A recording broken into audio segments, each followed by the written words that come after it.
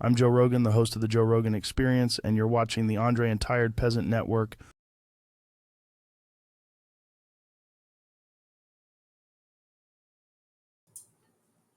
I also think that we are living in the Hunger Games. Let me find this video and show you guys. All right, today is a different type of video, and people should obviously decide for themselves what they think of that. We are the Capitol from Hunger Games. Now, I said we because I'm loosely referring to the United States, and that's where I live, but I don't actually mean we as in me myself necessarily, because I'm just not part of that social level. That being said, I live here and engage in that system, and maybe I'm more like a shop owner or one of the low-level entertainers that effectively wander the Capitol streets and make a living while doing so, but when I look around, that's what I see. Let me explain. For anyone who isn't familiar with The Hunger Games, it's a book trilogy written by Suzanne Collins with its first publication in 2008. The premise is fairly simple, but in summary, it's a dystopian world of corruption and control, where the Capitol, Panem, controls 13 other districts, providing what it needs to live in complete and total excess. In order to keep those districts in line, every year, they select tributes, 2 from each district, and make them fight to the death in a sort of hyper-gamified grand arena. And while the details, of course, don't necessarily represent modern American culture to the letter, we don't do anything like that per se, really. The general atmosphere is what I'm talking about, and once you see it, it's kind of hard not to keep seeing it. I'm just going to read a little bit here about the Capitol from a fairly well-written book analysis website, so yeah, here it is. Society and Culture, and this part in particular is from the book itself. Quote, "What must it be like, I wonder, to live in a world where food appears at the press of a button? How would I spend the hours I now commit to combing the woods for sustenance if it were so easy to come by? What do they do all day, these people in the Capitol, besides decorating their bodies and waiting around for a new shipment of tributes to roll in and die for their entertainment?" End quote.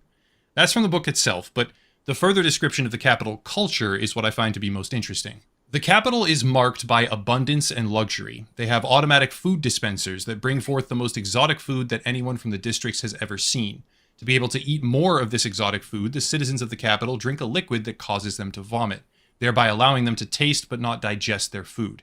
This is in stark contrast to the people of the districts who starve from the lack of food. As a society, the Capitol is filled with vain and superficial people who are concerned only about fashion and food. The citizens disfigure their bodies with dyed skin, tattoos, ornaments, jewels, and plastic surgery. They wear different wigs every day and speak in a strange So let accent. me pause this for They a barely second. open their mouths when talking. You can see this happening today. For example, celebrities.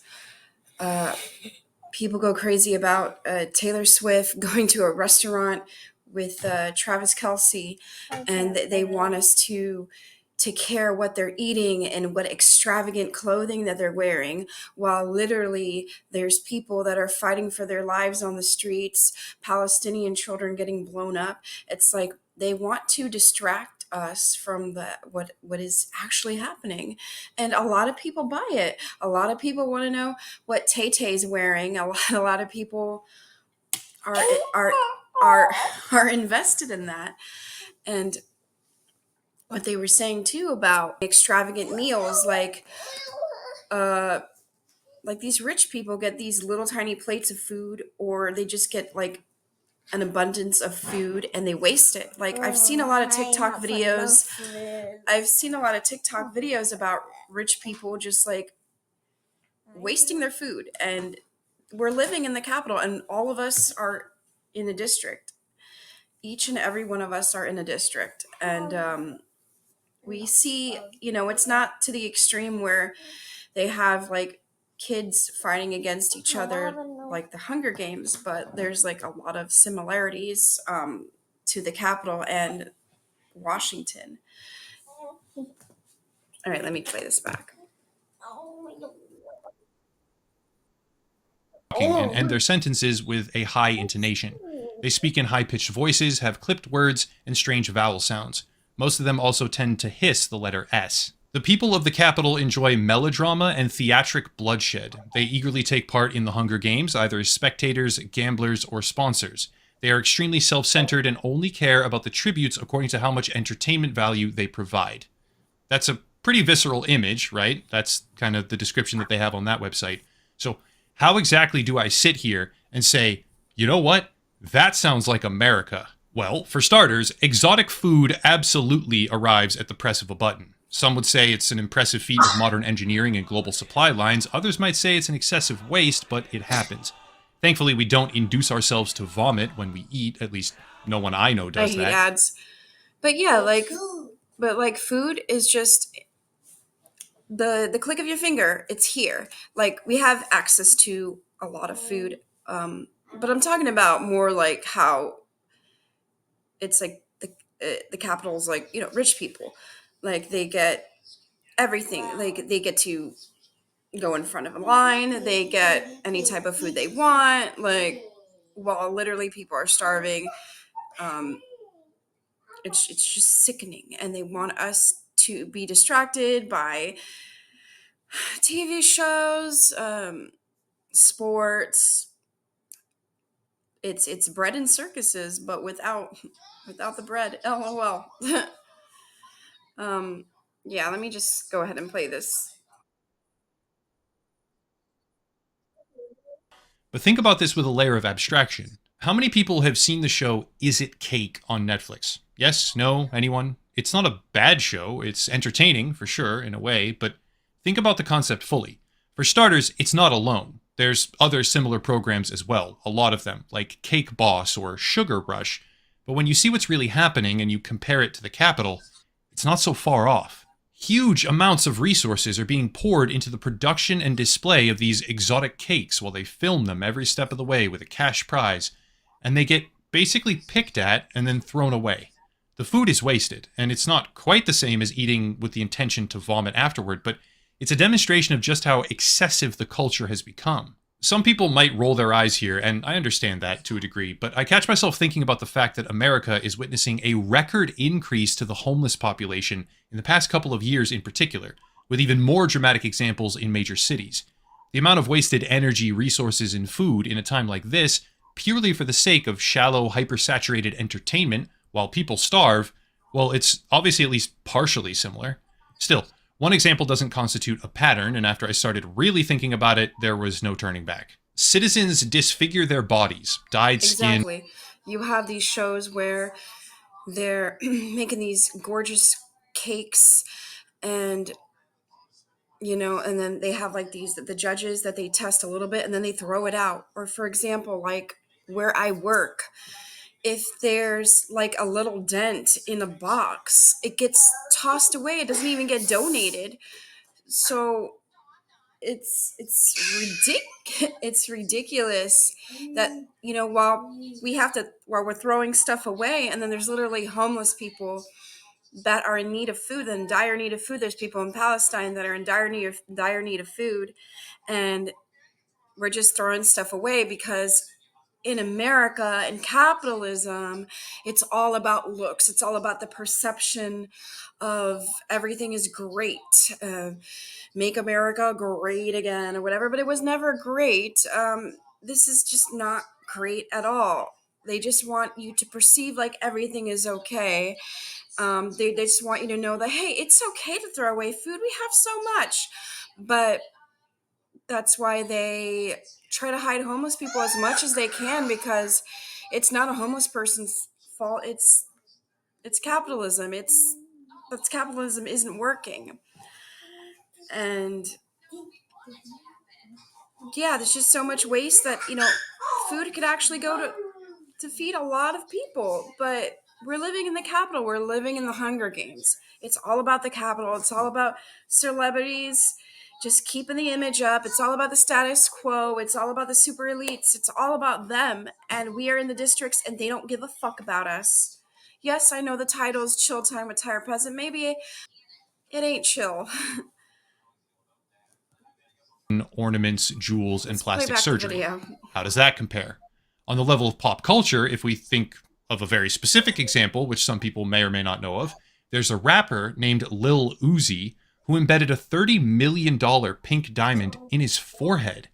It didn't last very long. Supposedly it would kill him if it got removed, something like that, but then his own fans yanked it right out of his skull, and he's fine. But it's very difficult to imagine a more poignant example of disfiguring one's own body for the sake of wealth and excess. Not enough? Anecdotal, just one example? Okay, let's focus more on the broader population. The most common elective surgery worldwide is botulinum toxin. I don't know if that's exactly how you say it, but So this reminded me of the incident of the Met Gala where that one Camilla Cabara, I don't know how to say her name. She's irrelevant anyway. But she literally had an ice purse that was like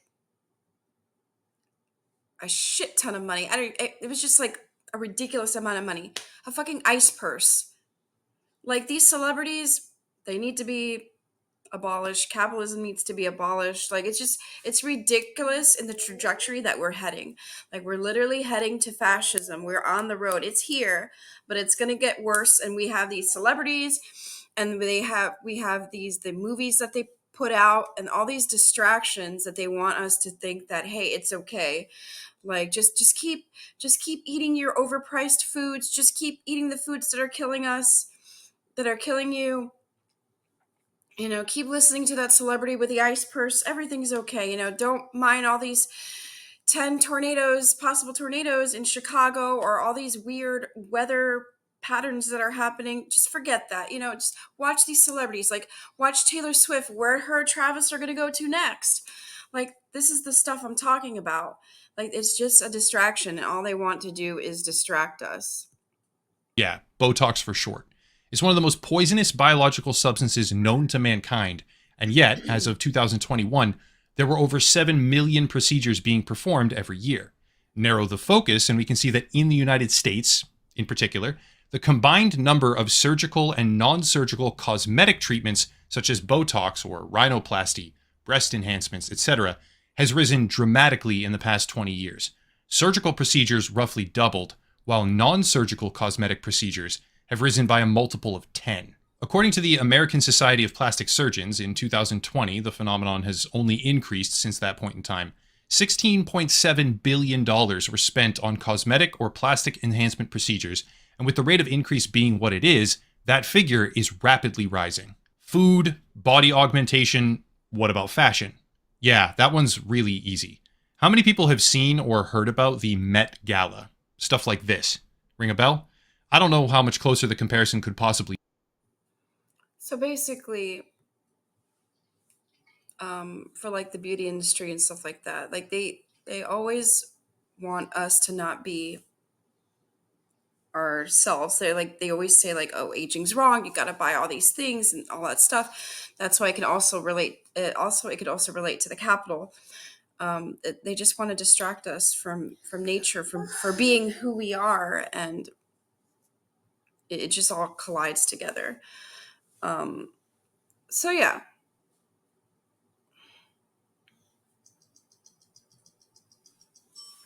So in a lot of ways, we're in the districts. There's the people in the Capitol. We got the politicians, with their bullshit. And then you got the celebrities backing up the politician with their bullshit. They're all working together. And then we got Trump and Biden, and they're working together to like combine their fascism. And what are we going to do? Are we just going to sit down? No. What you can do, what my homework for you is to just keep spreading your truth. If there's a time where you can like talk to a family member or someone that's like kind of like iffy, like about who they're going to vote for, just try to get to them, try to get to anybody, find your community. That's also important.